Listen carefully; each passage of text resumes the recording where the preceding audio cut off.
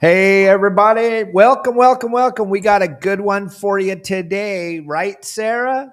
We got a good one for them.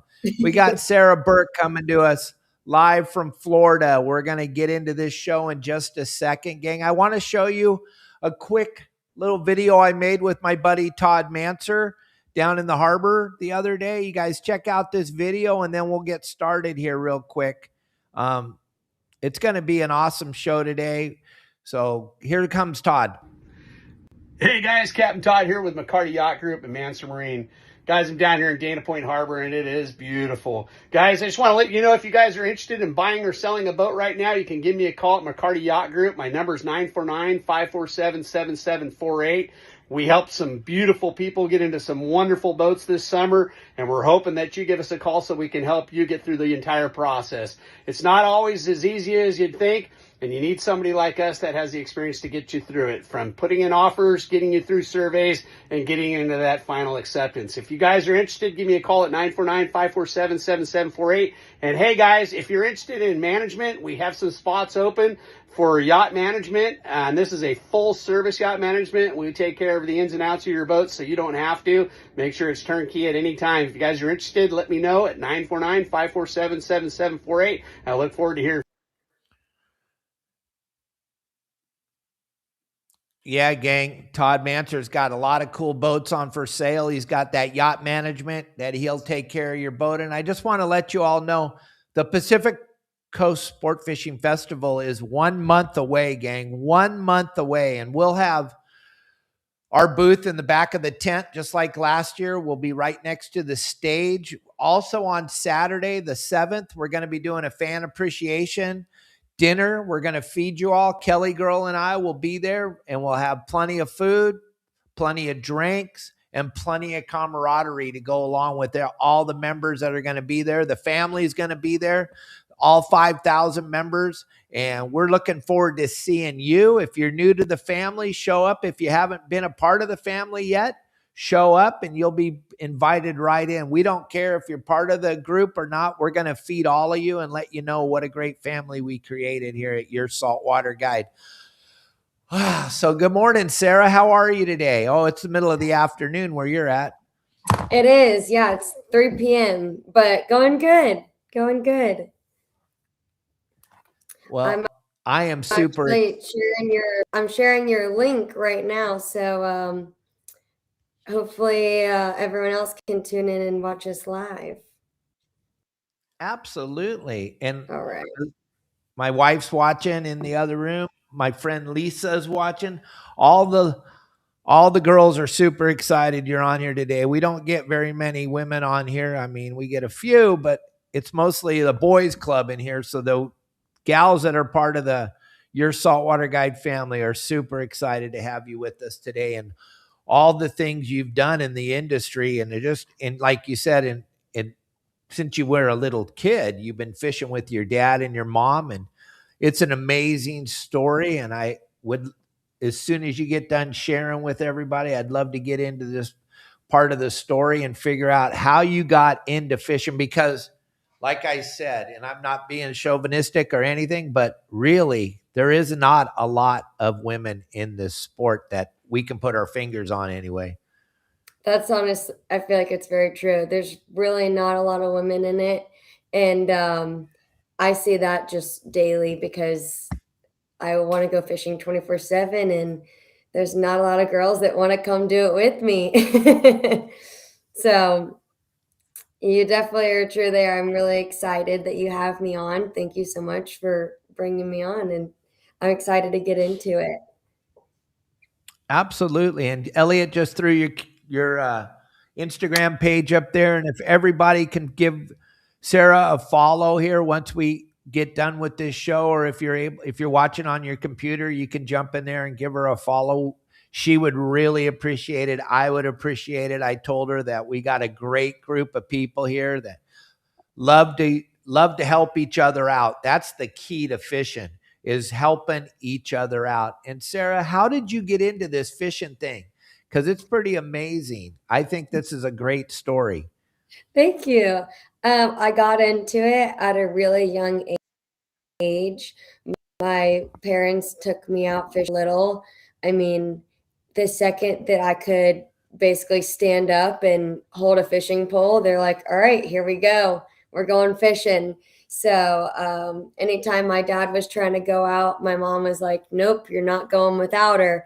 And so I grew up going fishing all the time. I fell in love with it, and it's been a huge passion of mine ever since. I could never let it go.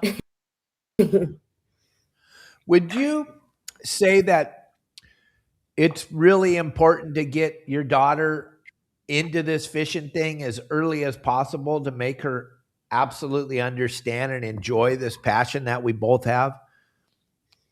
I feel like it is. Yeah. I mean, I feel like me get to it very young, just I feel like it makes me appreciate it a lot. And I've been around it for so long and showed me the ropes since I was so little that I evolved with it. And I still am learning new things to this day.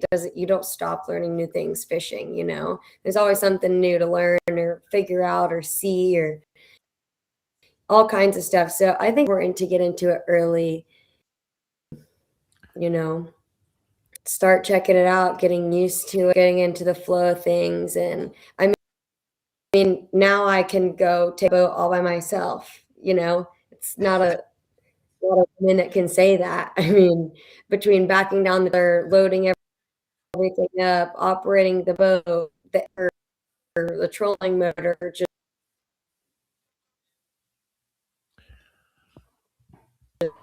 Yeah, a fish from. Yeah, she's breaking up a little bit here, but we'll hold on a second. I can. Okay, there you go. So, Am I back? where did you start out at? What area? We're not really familiar with the Florida Panhandle that much. I mean, we've had a couple of guests on here from down in that area. We had Kyle on here a couple weeks ago from the Everglades. And whereabouts are you at? And where did you start your fishing career? I started in St. Augustine, Florida, which is about an hour away from Jacksonville. That's where I grew up and started. So that's where the majority of my fishing spots are that I grew up figuring out with my dad. And now I'm in Jacksonville, which is only an hour away. But I love Florida. It's normally warm, but right now we're kind of freezing. But I definitely started when I was little inshore fishing more. It's not like you're going to take a 5-year-old offshore. That's a little shaky. But so I started inshore fishing a bunch. And then once I got old enough, my dad started taking me offshore. And I'll ask you, what do you think's old enough to go offshore for any child, boy or girl? Honestly, Yeah. I feel like it depends on the child's maturity level. I feel like some kids might be ready for it sooner than others, depending on, you know, I mean, some kids want to run rampant and it's a little scary trying to take them that far offshore, but other kids, you know, might kind of grasp a little bit sooner. I don't know. It's kind of hard to tell. I can't even remember how old I was when I first went offshore, to be honest. But that's a really good question. I think it depends on the parents' level of comfort with their kid being out there as well, you know? Right. Well, what I try to teach people is if you're going to take your child, you should take them inshore, like what you focus on all the time and what you're doing with the redfish and all that stuff. That inshore thing, they can get so much more out of that than going offshore and spending the day. You're looking for a tuna or you're looking for a mahi or you're looking for a sailfish. And that can be very boring for a child. So I try to tell everybody, let's keep the kids on the beach. Let's keep them catching fish. Let's keep the cell phone charged up so that they got something to do, especially like you said, if the parents aren't really good at fishing, like you suck, then you can't really expect the child to be totally involved if you're not producing for them. So maybe that inshore thing would be a better deal. But I wanted to get your perspective as a girl Yeah. and how you were as you were young. Was it a big deal going offshore? But your dad was a great Honestly, fisherman, so he found you fish to catch, right? I feel like my dad's a pretty good fisherman. He produces very well. I feel like more often than not, we're catching instead of fishing, which I'm very thankful for. He's really killed it, and he's taught me well for sure. And I mean, me as a little kid, when I was a kid on the boat, it wasn't like you're playing on a cell phone, flip phone. I'm not going to do anything with that. So I was playing in the bait well. I was killing all my dad's bait, and so, Oh, man. I'm sure he was very fond of that when I was a kid, but I'm sure he also, on the flip side, was excited that I was having a good time outside and getting my hands dirty and trying to catch fish, whether I was catching a fish out of the bait well or I was catching a fish rod and reel in hand. So, like, I had one of those Barbie poles type of ordeal and ended up catching big fish on a Barbie pole out of nowhere. Kind of, it was Nice. always a great time. It was a great, like, my dad tells me stories how he would just kind of put me, towards the back of the boat, and I'd hold my little pink fishing pole. My mom wanted me to be girly so bad, so it was pink. And all of a sudden, out of nowhere, something huge hits it, and the rod goes flying out of my hands. And I kid you not, my dad reaches over the side, catches the Barbie fishing pole, puts it back in my hands, and helps reel in a giant fish. It was either a redfish or a flounder. I can't remember. I'll have to ask him. But I mean, it was a great time. And I feel like inshore you might get more action sometimes than offshore if you're like trolling or something with a kid. So it might be a little bit more excitement. But I guess that all depends. But it was always a great time. Right. And then when you started to get into this, when your mom and dad weren't going out with you as a teenager, were you doing it, or before you're a teenager, before you could drive, were you going to the water behind the house and fishing in that water? I mean, in Florida, I'm just shocked that there's so much to fish for. It's just it's paradise. It's a really wide range of stuff you can fish for around here, which is amazing. I mean, when I was a teenager, I still would just hang out, which I mean, I feel like a lot of teenagers don't want to hang out with their dad or their mom or their parents for that much. They're too cool for that. They want to go do their own thing. And so at times I would go fish with some of my friends and whatnot. But I mean, I would still just be like, all right, dad, let's go. We're going. We got to go. And even to this day, I have my own boat. My husband and I have our own boat. We go all the time too. But I call my dad. I'm like, Dad, when are we going? When are we going? When are we going fishing? And because like if I don't want to go by myself, or if my husband and I are busy, if he's busy, I'm not doing anything, or I have a day off in the middle of the week, I'm like, all right, can we go really quick? And I always just kind of would annoy the hell out of my dad and make him take me fishing. Well, I'll tell you, Sarah, the thing about your daughter or your son asking you to go fishing, that is like for me and for your father, we won the lottery that day. When you ask us, let's go fishing, Dad. And I'm sure there's times where he's like, oh my gosh, you're overwhelming. But to have you ask him, that's got to be the greatest feeling in the world for a man or a mom, is to have your child ask you to go fishing, because that's all we really want to do anyway, is go fishing. And then if we get to teach you, that's even more cool. For sure. For sure. I mean, I'm not a parent yet, but I do have a lot of younger siblings. And my youngest brother loves to ask me, when can I go fishing with you? When can I go fishing with you? And it makes me so happy and so excited. I'm like, buddy, we're going. And I took him the other day, or I guess at this point it was a couple weeks ago, and he was so excited and loved every second of it. And that brought me so much joy. So I could only imagine. Oh yeah, it's the very best feeling in the world as a parent. And then it also is a testament to your father, because that must mean that he's a pretty damn good fisherman if you're begging him all the time to take you with him. I mean, you know what a good fisherman he is. So there you go, guys. So if you're thinking about taking your daughter fishing, I'm telling you, Sarah's right here to tell you, and Lisa would tell you, Kelly girl would tell you, it's never too young to take your daughter fishing, guys. Don't just get caught up in the fact that oh my gosh, I don't have a son. Well, you got a daughter, and Sarah's shows you exactly what the feeling is, and it lasts forever, right, Sarah? It lasts forever. Actually, a funny story on that is I was talking to my dad a while back, and I was like, my mom's begging me to have kids these days. And I was like, oh, I told my dad, I was like, I hope I have a son that he'll go fishing with me all the time and yada, yada, yada. And he goes, seriously? And I was like, what?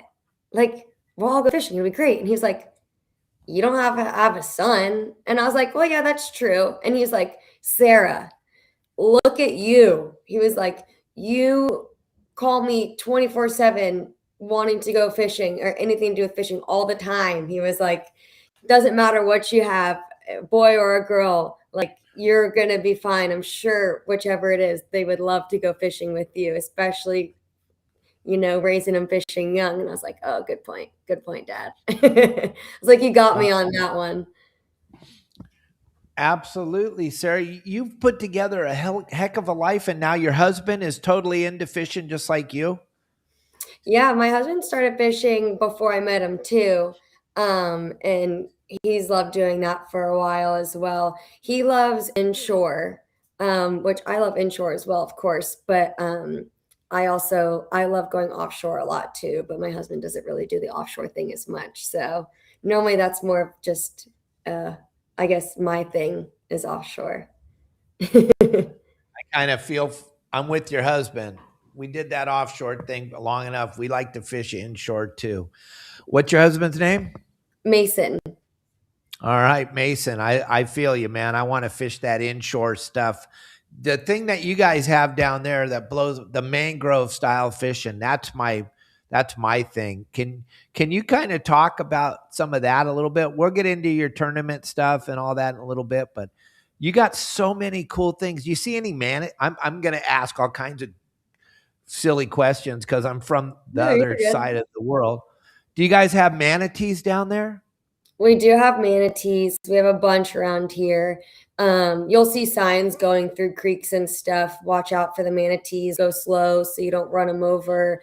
Because if you're not, sometimes they'll come out of nowhere. And, you got to be careful that you don't run them over. You'll see them often. I mean, we've been fishing for redfish or drum, whatever, in the creeks and stuff. And we're just hanging out with our lines in the water. And all of a sudden you look over and there's a big old manatee right up next to your boat. And they don't care. They come right up to you and they're so close. I mean, you could pet them if you wanted to. Obviously we don't. You're not allowed to touch them. But they get so close. They don't even mind. And they'll just hang out for a while and eventually go about their merry way. That's something that's got to be spectacular. I mean, for us on the West Coast to come and see the manatees has got to be super special. My wife and I, when we were down there in building the yacht, when I think it was 2002 or 2022, that's right. They said it wasn't manatee season, but we were looking all over for the manatees, and we didn't get lucky enough to find one. And I know if we would have just waited a couple more months, they would have been everywhere. What do you got right there? What is that? In the photo? Yeah. That's a red snapper. Actually, there's one right here on my wall too. That's a beautiful fish. Thank you. So when you guys are fishing in those mangroves, are you guys using live bait? Are you using lures? What are you guys fishing with? I'm enthralled with what's going on in the mangroves. I just think it's so cool because we got mangroves here. It's 6-hour drive, but it's pretty bitchin'. So both. I grew up using live bait way more than artificial, but we definitely use both. I mean, depending on how the bite's going for the day too, you'll get them no matter what, but I feel like live bait is obviously easier than artificial. Yeah, I like live bait. I the thing you guys get to do, we don't get to do out here on the West Coast. You get to throw the net. Are you good at throwing the net? Honestly, no. Okay. I'm trying to get better at throwing the net. I can throw a small net. I can throw a small Okay. cast net, and it's not that bad. But if you get any heavier or bigger, I'm still working on that. But whenever my dad and I go out, and it's just him too, a lot of the it's just him and I a lot of the time, just us two. I drive the boat, he throws the cast net. So, and he has a 25-foot Grady White with a tower. And so we can find bait way better when I'm up there in the tower and I'm on the hunt for bait. He's standing on the front looking for it. And, we spot it and I pull us up there. He throws the net. We have a system that works really well. So it's hard when you really want to catch bait and it's scarce or something. And it's like, oh, let me practice throwing the net. It's like, I don't know. What if it doesn't open up like it should? And then we miss our opportunity for the bait when we could have just used what we had going for us, So I try to throw it sometimes, but definitely not as good at it as I'd like to be. All right. Those red snapper that Elliot showed a couple minutes ago, the big stack of reds up on the bow of the boat. What was that? What was that like? What was that kind of a day? That was an awesome day. So our red snapper season is the past couple of years, it's only been either 1 or 2 days. And the only cool thing about red snapper season throughout that was that it always falls on my birthday. So for me, it's like a birthday present. It's the only day you're allowed to keep a red snapper is almost always on my birthday. And so it's an insane day. There's a million boats out. When you think you have a secret spot, you find out that you don't because somebody else pulls up on you during snapper season. Everyone's on top of each other. But if you have it really figured out, you'll still catch a bunch of them. And there's so many, it feels like, at least right now, you can see it in the photo. That one looked like it had an eyebrow, which was kind of funny. But it didn't take that long to catch those, honestly. I mean, if you have a good spot and you know what kind of, your bait you're kind of wanting to use and all that, it doesn't take too long, but they will get you hung up in the bottom fast.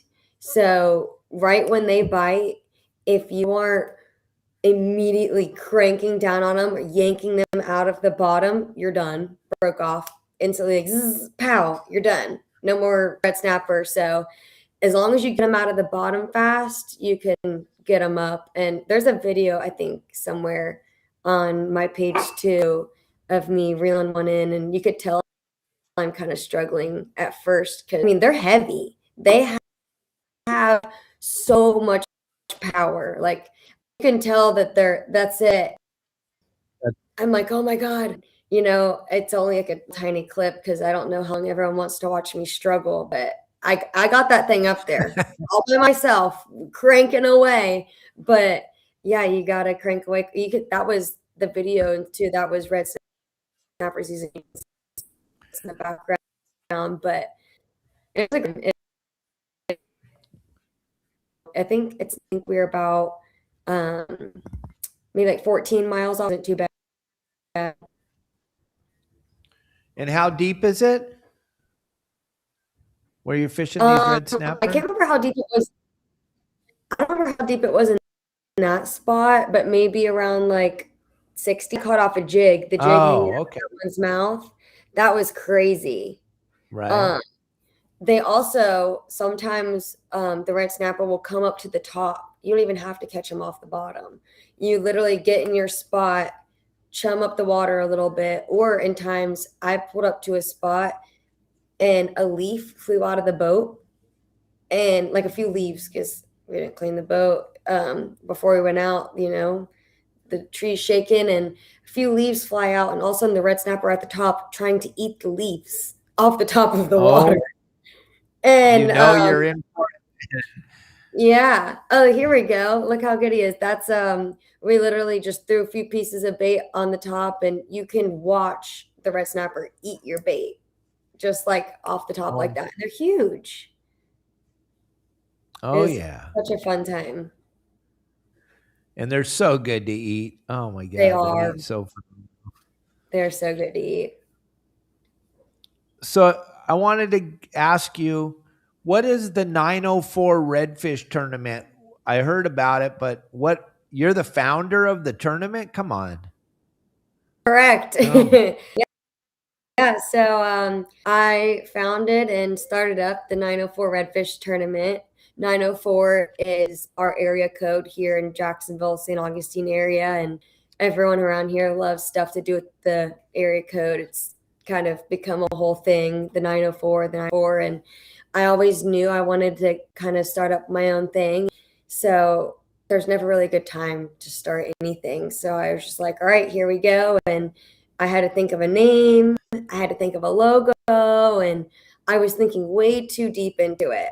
And finally, I was like, you know what? Plain and simple, called exactly what it is, the 904 Redfish tournament. And I grew up in St. Augustine, and I live in Jax Beach, and so I wanted to keep it between where I grew up and where I'm at now. And with one of the fish I started catching when I was first really little, which was a redfish, one of the first things I started off reeling in. So kind of just drew that logo on a sheet of paper, and it looked nothing like it does right now. I had an amazing lady make my vision come to life and what the logo is, with a bunch of details and photos and my insane drawing. And so now I'm on year 3.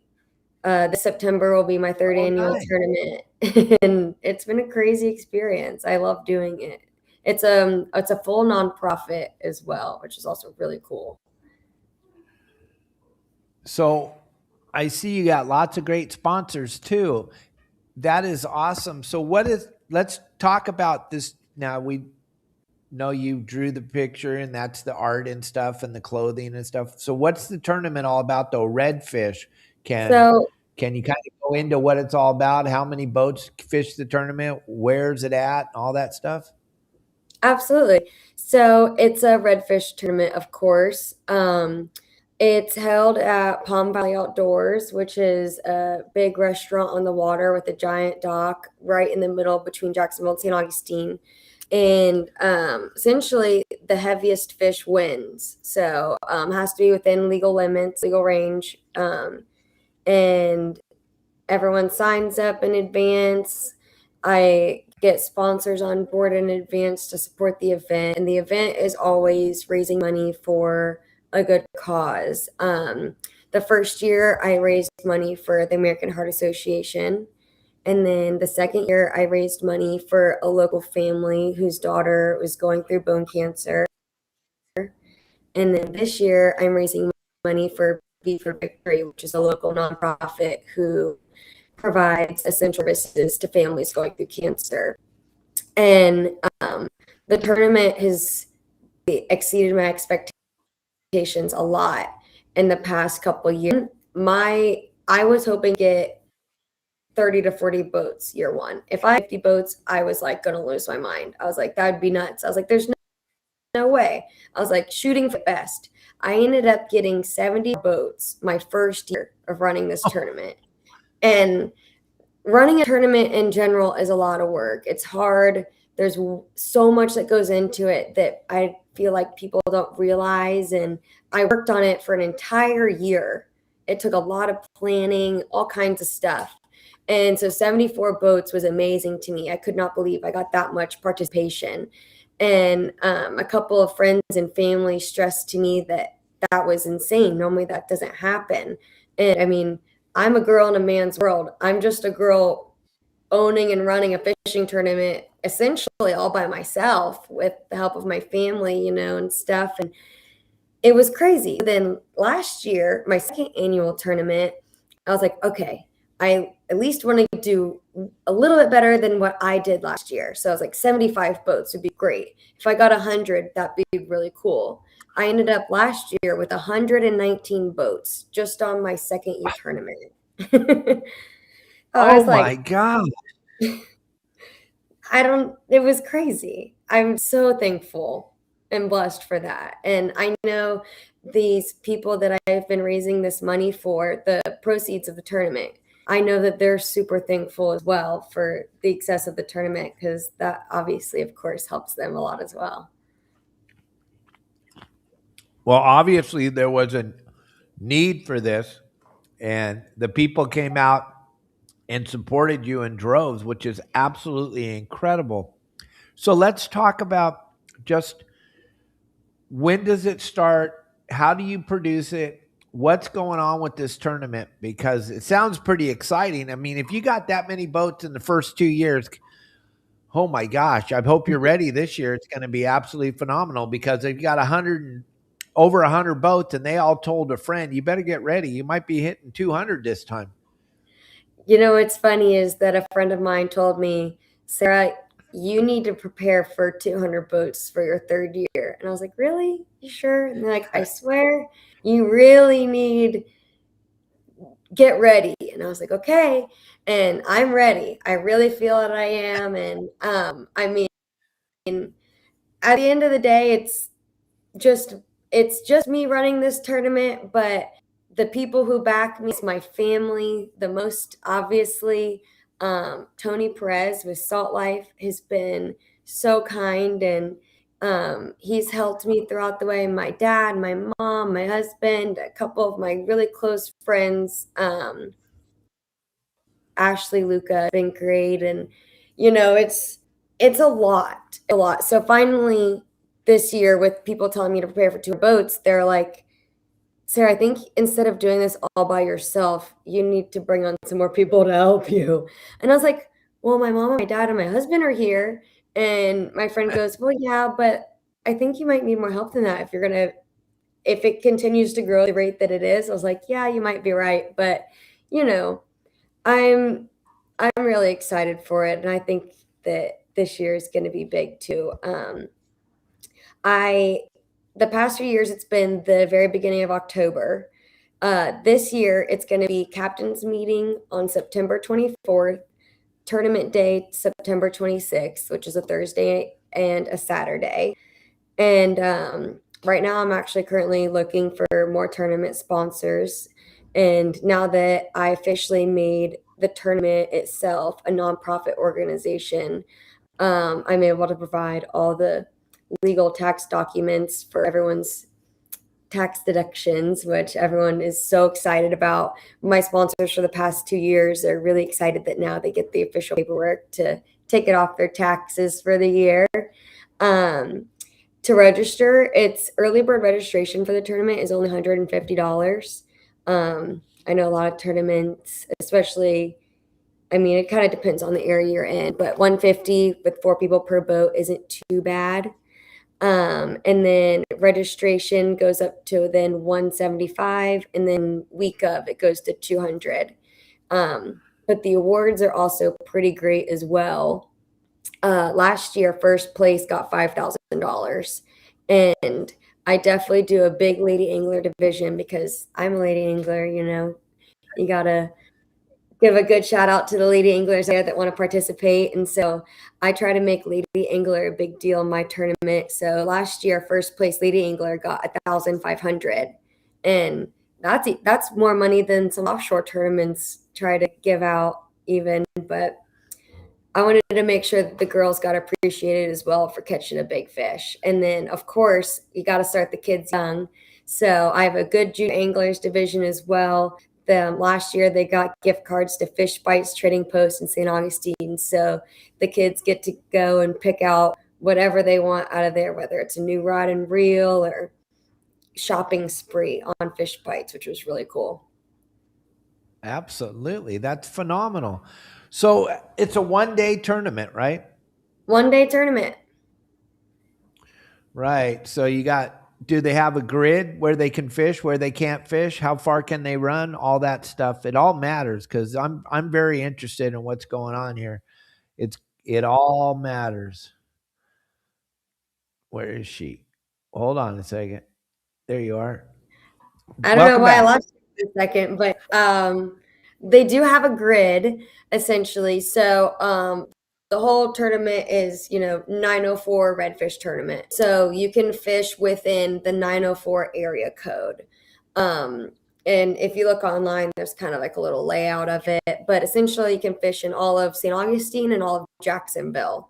You can put your boat in anywhere you'd like, whether it's in St. Augustine, you can drop your boat. You can drop your boat in Jacksonville, Ponte Vedra, which is right between St. Augustine and Jax. And then as long as you show up to the weigh-in on time, but I don't require you put your boat in at one specific spot. But the weigh-in is from 1 to 4 p.m. and it is a live weigh-in. So you have to bring your fish to me alive.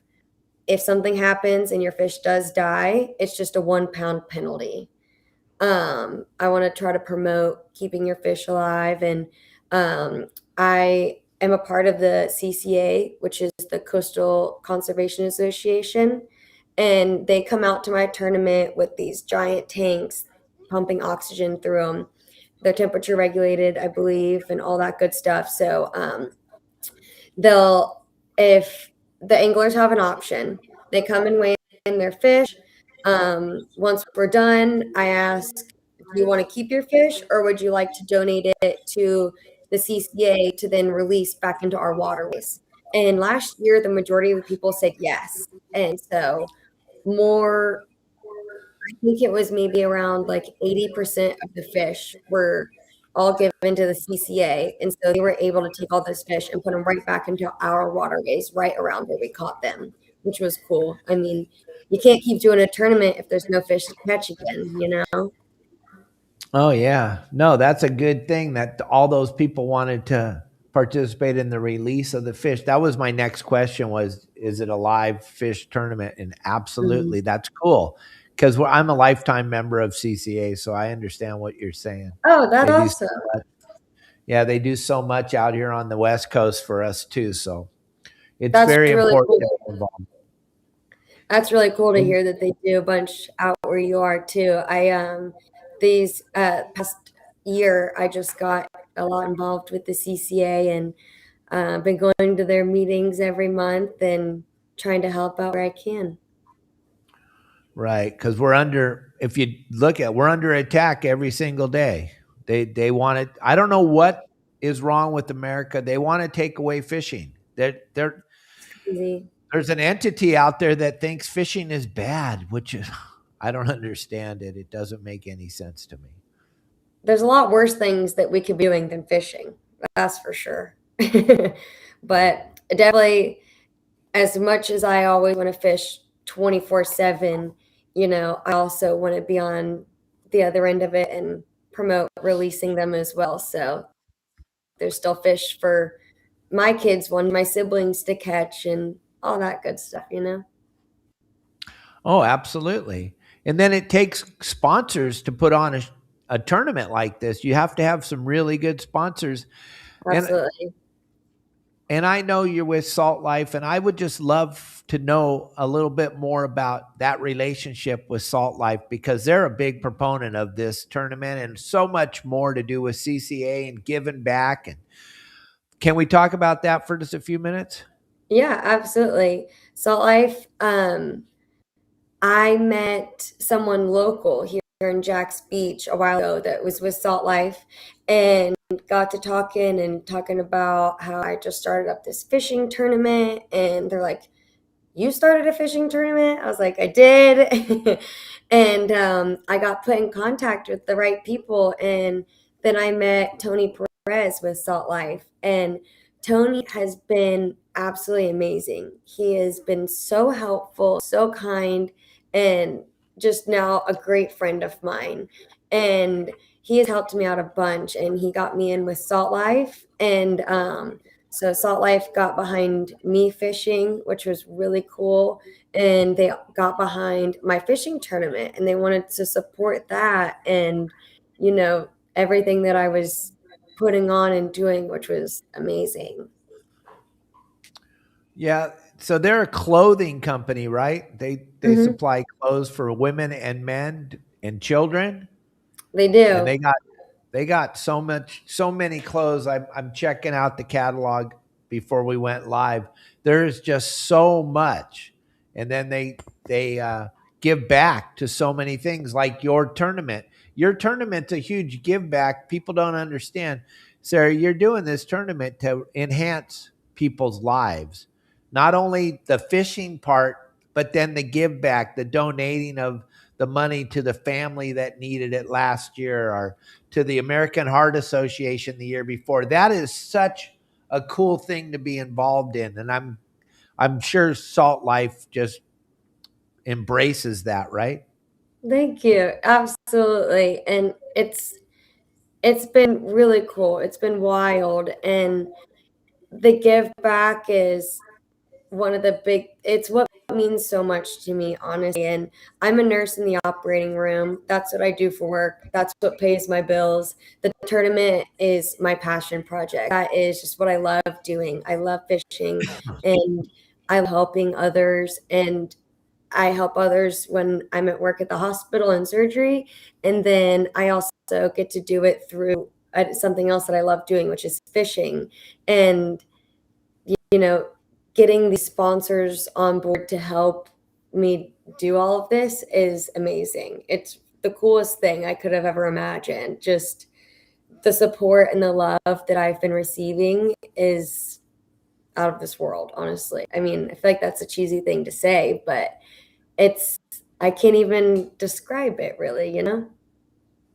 It's got to be a great feeling when you get all those boats involved and you get to go present the family, or you get to go present American Heart Association with this check that you never in your wildest, all you're doing is fishing, and then all of a sudden you're doing a tournament, and it's all because of fishing, right? Yeah. Yeah, it's crazy. I would have never expected to raise that amount of money to people ever. And unfortunately, everyone goes, "Well, how much did you make?" And I'm like, "I don't make anything." I'm like, "That's not why I'm doing it. That's not the point." I'm like, "I don't make money off of it. What I get out of it is the pure joy of being able to do it, being able to put it on, to get all these people together, to participate, to hang out, to support these people who need it." And it's an amazing community that I have around me that makes it so much fun. And it's like, that's more like what it's about. And just being able to present these people with this money that we raised. I mean, everyone's like, "How did you do it?" And I'm like, "Well, I put the tournament on, sure, absolutely. I started it up and everything, but I could not do that without these sponsors that sponsor the tournament, without my family listening to me never shut up about it, them supporting me along the way, my best friends, being like, "Sara, you got this, you can still do it." But it's the craziest thing, honestly. Well, you obviously are putting on a great tournament because the amount of boats that are getting involved, and then it went up from the first year to the second year.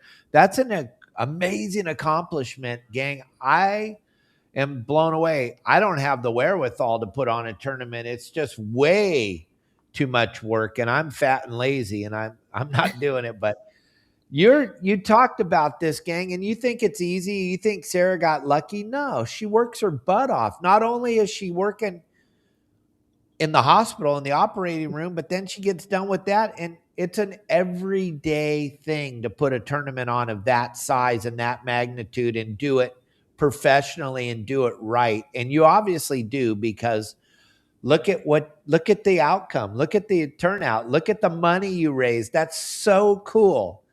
That is, Thank I don't you. want to make you cry, but that is I'm so super excited. I'm like, cool. "Oh my God." Thank you. Thank you. Yeah, it's It's just an everyday thing, that's for sure. I think sometimes I wear my husband out about it. He's like, "Again?" He's like, you're I like, know." come on, I'm like, "That's let's crazy." not talk about this. Let's take the day off. You're like, no, honey, I don't have time to take the day off. This is amazing. No And days off. No days off. and I want to ask you something, and I don't know if you know anything about this or not. Have you seen that new show called The Pit? Okay, so I haven't seen it personally. I've seen a bunch of commercials, I've seen highlights. I haven't personally watched it, but I know exactly what you're talking about. Yeah, my wife and I were like, whoa, this is pretty cool. This is pretty amazing to see what the hell you guys put up with on a daily basis.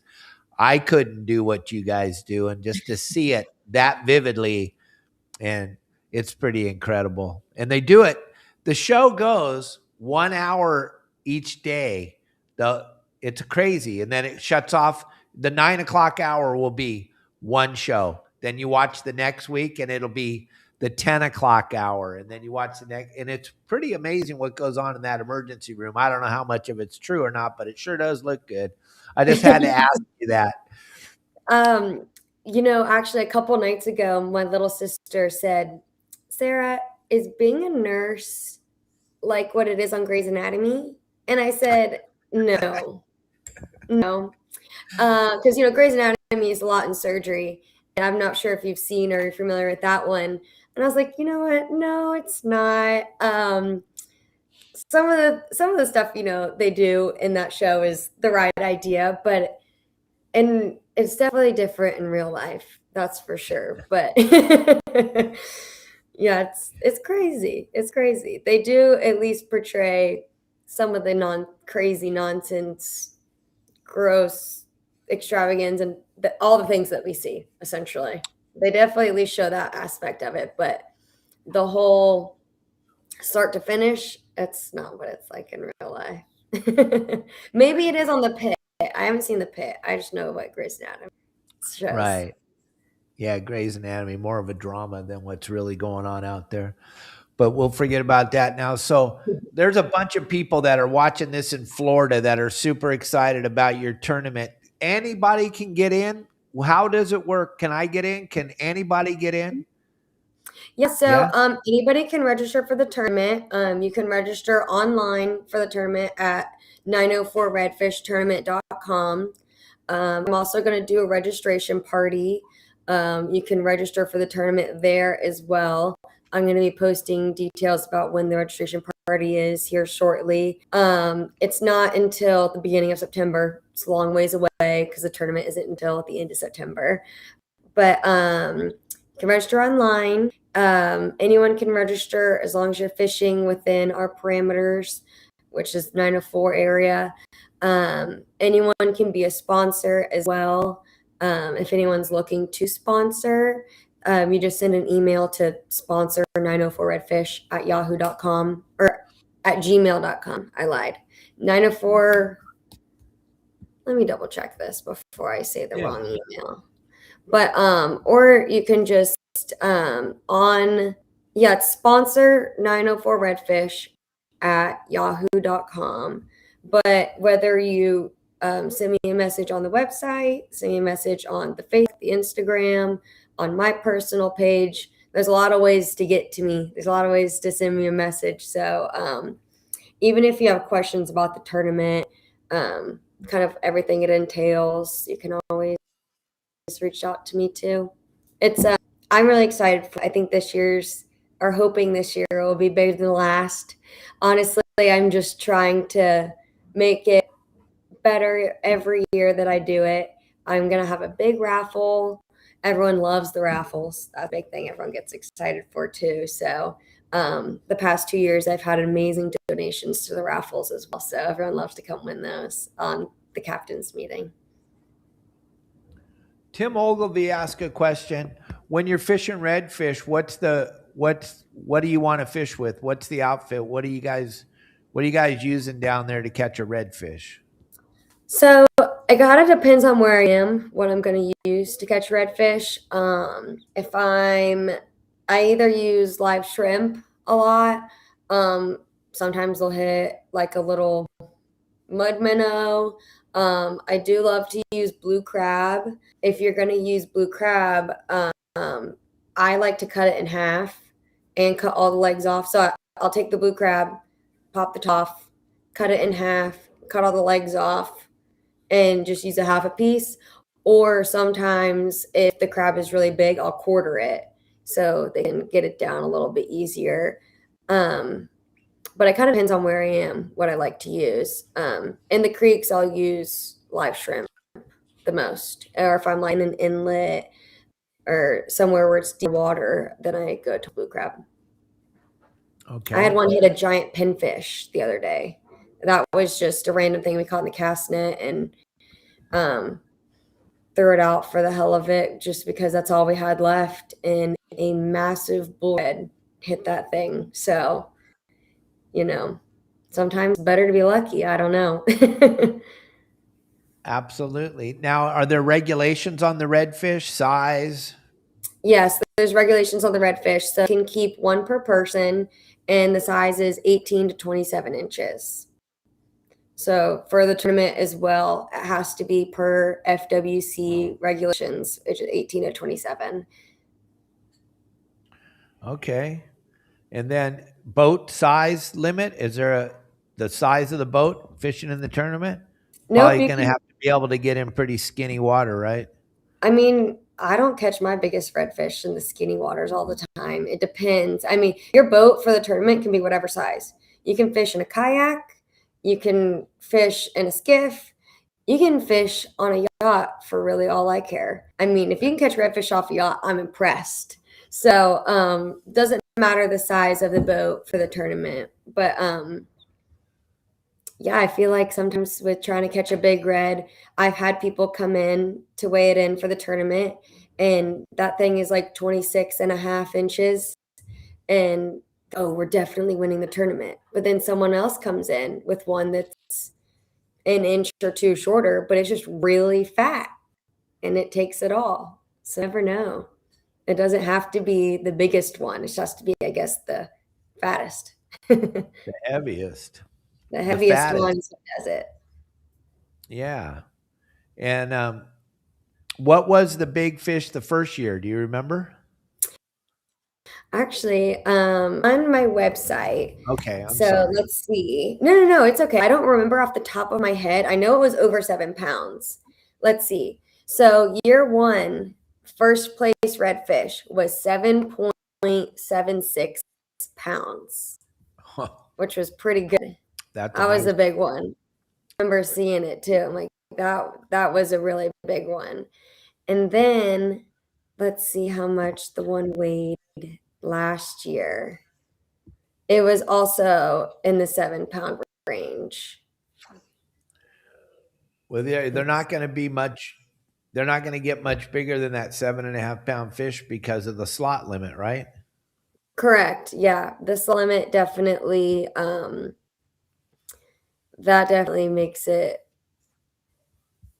more of a challenge, I guess, if you will, because yeah, they won't get insanely bigger than that. Okay. Or I have an easier way to actually. Let's look it up. You'd think I would remember, but I can't You got a remember little bit right of at the stuff top. Just a few things going on, you know? Okay, so last year it was lighter. Last year it was 7.28 pounds. Okay. So still pretty big fish though. Whenever when I the fish for the tournament, it goes to 2 decimal points. If there happens to be a fish that is the exact same weight, whoever weighs Truman. But because this past year we actually had, I mean, it was 13th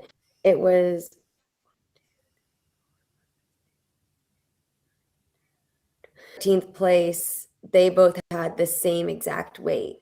And year one, I didn't see anyone with the same weight. But so yeah, whoever weighs in first will get it. And how many fish got weighed in last year? Do you know that number? A lot? Last year it was over 30 sure. Oh. I should know how many exactly we get. But year one, I think there was around 30 to 35 fish that weighed in.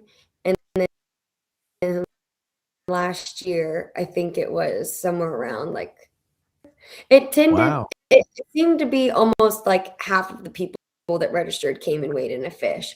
And it doesn't mean that the people that didn't come to the weigh-in didn't catch anything. They just Right. didn't catch anything that's worthy of a weigh-in. But there's also a Calcutta that I do as well in the tournament. So I do a Calcutta for the most spots. I think it's kind of fun. That's more of a luck thing. Yeah. So I'm like, you know how many spots your redfish is going to get when you catch one. I mean, personally caught a redfish without a single spot on it on either side. It's very rare. And so I'm like, if you want, you can enter in the Calcutta for the most spots, and then if you don't win overall, you could still win something else as well. I know what you're saying about the spot, but explain to somebody that just watching this from the West Coast that has no idea what the heck you're talking about. What are you talking about? Spots? That doesn't make any sense. So redfish have a spot on their tail. Normally, Google a red drum or a red, it's going to come up with a picture with one singular little black spot on its tail. But sometimes redfish will have a bunch of spots, whether it's none or you can have like 25. So you never know what you're going to get. It's kind of a fun little extra competition of how many redfish gets when you come and wade in. Yeah, that's kind of a cool deal. I don't know if you've ever seen, there's like Instagram and Facebook pages of people that post their redfish with the two extremes with, check this one out, there's not a single spot on it, or there's a million on it and you never know what you're going to get. Or the people that have caught this, you could tell if you've caught the same redfish twice because it has the same spots pattern on it, or sometimes the spots look like they're in the shape of a heart or a letter, or I don't know, all kinds of crazy stuff. So it's kind of cool. You never know what you're going to get when you catch redfish. You might get something pretty cool. And then Tim Ogilvy has one more question, then we're going to wrap things up because I asked you for an hour and we're almost there, which is hard to believe, but we burned through this really quick. How big's the biggest redfish ever caught? The biggest redfish that I've ever caught, Yeah, I honestly couldn't tell you I had the exact inches. The biggest one that I've caught recently, the thing just about the same size as mine. You're able to pull it up, but there's a video on my page from December 9th. That's the biggest one I've caught recently. And I didn't weigh them because, so actually kind of a fun fact, the same Boga grip since I was maybe 5 years old. There it is. Do you know what you can like grab the fish and hold it up and it'll weigh the fish for you.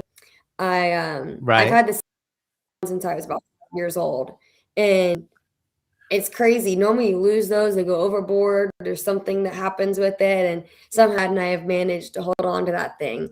And so when we catch a really big fish, I'm afraid I'm gonna break it. It'll max out. It maxes out. I don't know how much weight it can hold, but it will max out and we don't want to break it.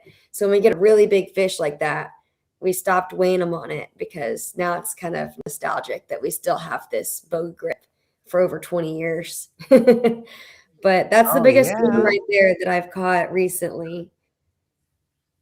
That is a huge fish. A lot of people were like, I thought it was fake until I realized it was a video and you started moving it and you released it and I watched it swim away. Yeah, they did. So, gang, you can check out Sarah's Instagram page, check out everything she's got going on there, and then go to the 904 tournament if you want to check that out. And Sarah, tell everybody how they can find you besides Elliot's throwing up your stuff. Just let them know, because there's a lot of people listen on Spotify and Apple that can't see the videos. So you can find me on Instagram. It's at Sara, SARA .Burk, BURK _fishing. My Instagram for my fishing tournament is 904 Redfish Tournament. On Facebook, I'm just Sara Burk. Or I also do have a page that's the same as my Instagram on Facebook as well, Sarah.BurkFishing. And then my tournament on Facebook, a Redfish tournament. I'm also on TikTok. I don't do as much on there, but it's the same thing. SARA.URK_fishing. All right, Sara. Well, that's about it. Yeah, this was a great show. I learned a lot. I'm glad that you're my friend now, and I'd love to bring you back on here about a month before your big tournament, just to promote you one more time. If you agree to that, that would be cool. Yeah, that would be amazing. I'd love it. I'm so happy to have you as a friend now too. I'm thankful for Tony for introducing us, and this has been a great time. Thank you so much. Oh, you're very, very welcome. And gang, don't forget to check out. This was all arranged by Salt Life, Tony over there at Salt Life. Go to saltlife.com and check out all the great clothes they have, and you can get those clothes there. And when you buy those clothes, you're helping support Sara because they are a big sponsor of Sara's tournament. So it's gonna be bitching to be involved with them. And thank you, Sara. I don't know how much I can thank you. This was really a cool interview, and I had a good time. Thank you. I've had an amazing time, and I mean, you've been absolutely amazing. I've had the blast, so I'm excited that you want me to come back, honestly. Absolutely. And then gang, tonight we're going to have our live. Last night we watched Justin catch 28 big lobsters last night live on the show. Tonight he's going fishing again. He's going to be live at about 6:30 Pacific Standard Time, somewhere right around there. He'll be live on the boat. We go Starlink. We go live. We're the only fishing channel that goes live for 4 or 5 hours as we fish. You get to see the trials and tribulations. If your family wants to charter a boat and go out with Justin, the really cool thing about this, Sara, is when you and I go fishing, all we have is the stories at the end of the day. When you go fishing on Justin's boat, because we have Starlink on there, and we do it the whole time, whether we're catching fish or not, you're watching the agony of defeat and the thrill of the victory. And then when you get home, your family's telling you the story, and they weren't even on the boat because they watched you live the whole time, which is kind of cool, right? Really all right. Cool. All right, Sara, thank you very much, gang. Check out Justin tonight. I will be back on Monday for another great show, but we'll be live tonight, tomorrow night, Sunday night. We'll take Monday off, and we'll be live again Tuesday night fishing those lobsters, trying to get in the last few days of the season. So check that out. Check out Sara. Give her a follow. Go check her out. And support her tournament. If there's anybody out there sponsorship, make sure you get a hold of Sara so she can always use another sponsor, right? Sir, absolutely. Thank you all very much for watching, and we'll see you tonight. Bye.